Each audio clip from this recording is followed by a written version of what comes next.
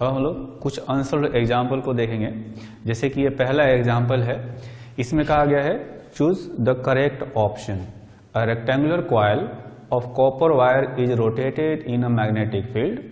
The direction of the induced current changes once in each 2 revolution, 1 revolution, half revolution और 1/4 revolution.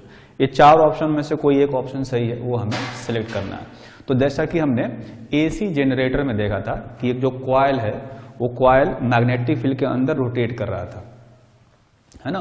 तो उसमें current का direction जो है हर आधे रिवॉल्यूशन में चेंज हो जा रहा था। बिल्कुल वही केस यहाँ भी दिया गया है। यहाँ बताया गया कि वैसा ही एक रेक्टेंगुलर कॉइल है जो मैग्नेटिक फील्ड के अंदर रोटेट कर रहा है, तो आधे रिवॉल्यूशन में यहाँ भी करंट का डायरेक्शन जो है वो रिवर्स हो जाएगा। तो इसका जो करेक्ट ऑप्शन है वो है सी, यानी कि हाफ रिवॉल्यूशन।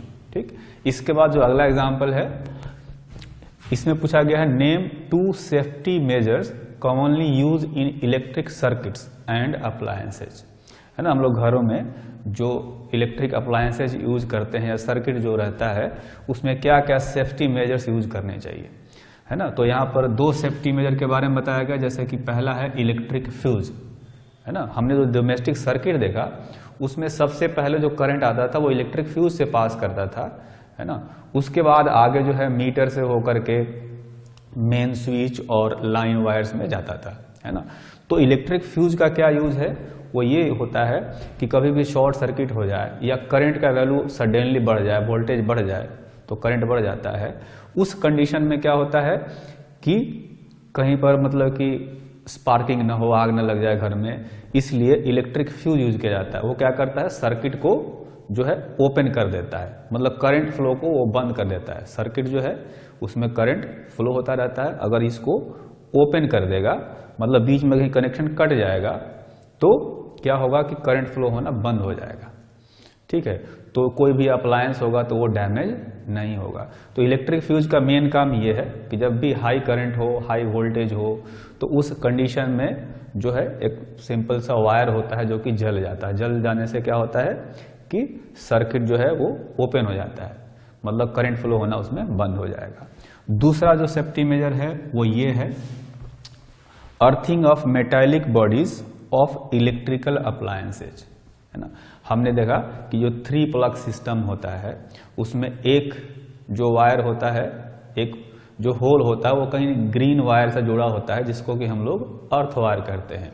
वो वायर जो है बेसिकली वैसे अप्लायंसेज से जुड़ा रहता है जिनका बॉडी मेटालिक होता है, मेटल का बना होता है ना।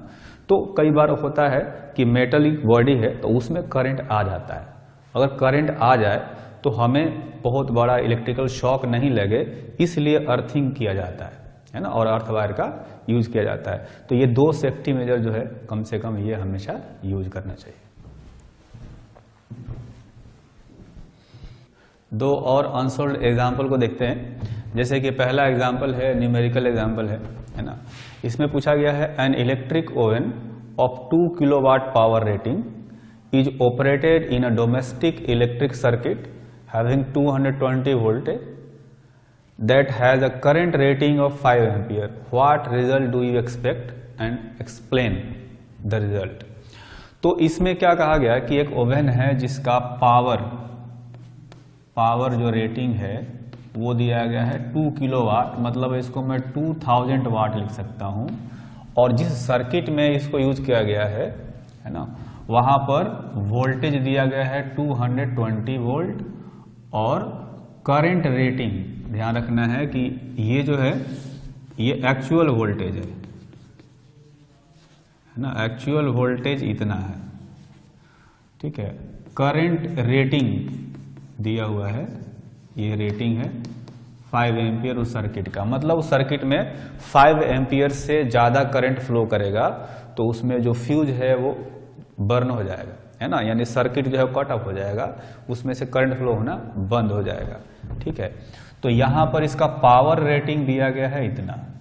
अगर इतना पावर रेटिंग है और वोल्टेज इतना है तो उसमें करंट कितना फ्लो करेगा, एक्चुअल करंट निकालना है। एक्चुअल करंट जो है वो हम निकालेंगे तो पावर है 2000 वाट डिवाइडेड बाई वोल्टेज, 220 है ना, क्योंकि जो करंट होता है वो P/V, V इंटू आई पावर होता है, तो ये पावर है, ये वोल्टेज है, तो करंट निकल जाएगा। ये आप देखेंगे तो अप्रोक्सीमेटली आएगा 9.09 एम्पियर। ठीक है, तो ये जो एक्चुअल करंट है वो सर्किट का जो रेटिंग था उससे बहुत ज़्यादा है ना, बहुत ज़्यादा है। इसका मतलब है कि जो फ्यूज है इस सर्किट में जो फ्यूज लगा होगा वो बर्न हो जाएगा और जो सर्किट है वो कट ऑफ हो जाएगा, वहाँ से करंट फ्लो होना बंद हो जाएगा। तो ये कह सकते हैं कि fuse will burn and the circuit will cut off. So current flow will be stopped. ठीक है, जो फ्यूज का काम है वो अपना फ्यूज काम करने लगेगा क्योंकि करंट जो है वो ज्यादा हो गया है। ठीक, इसके बाद अगला एग्जांपल है, इसमें पूछा गया है what precautions should be taken to avoid the overloading of domestic electric circuit। Overloading का मतलब यही होता है कि बहुत ज़्यादा अप्लायंसेज हमें यूज नहीं करने हैं। बहुत ज़्यादा अप्लायंसेज यूज करेंगे तो बहुत ज़्यादा वोल्टेज की जरूरत होगी, बहुत ज़्यादा करंट की जरूरत होगी, है ना। हो सकता है कि उतना करंट उस सर्किट में नहीं जा पाएगा, उतना वोल्टेज अवेलेबल नहीं हो तो सही तरीके से काम नहीं करेंगे जो अप्लायंसेज है ना। तो ये कह रहा है कि ओवरलोडिंग को अवॉइड करने के लिए क्या क्या करना चाहिए। तो वही जो मैंने बताया, पहला काम क्या करना चाहिए, to avoid overloading too many appliances of high power rating. High power rating होगा तो उसके लिए ज्यादा वोल्टेज और करंट की जरूरत पड़ेगी, है ना। Should not be used at the same time.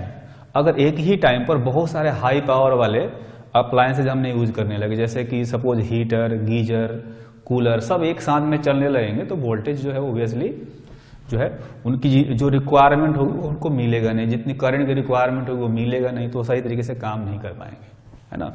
दूसरा क्या है, too many appliances should not be used on a single socket और प्लग।